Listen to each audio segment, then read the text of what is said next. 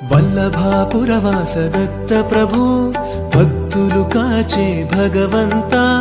జగద్గురుడవు నీవయ్యా ఆ జగతికి మూలం నీవేనయ్యా అత్రి మహాముని సంకల్పం అనసూయాదేవి తపోబలం అవని పైన నీ ఆగమనం దివ్యమైన నీ విచిత్ర రూపం మునులు దేవతలందరును నీ రూపమును దర్శించి అమితమైన ఆనందమునుంది ముక్తులు అయ్యేరయ్యా ప్రణవ స్వరూప ఓ దేవా వేదములను ప్రబోధించి జ్ఞానులకే సుజ్ఞానమును ఒసగి వారన బ్రోచితివి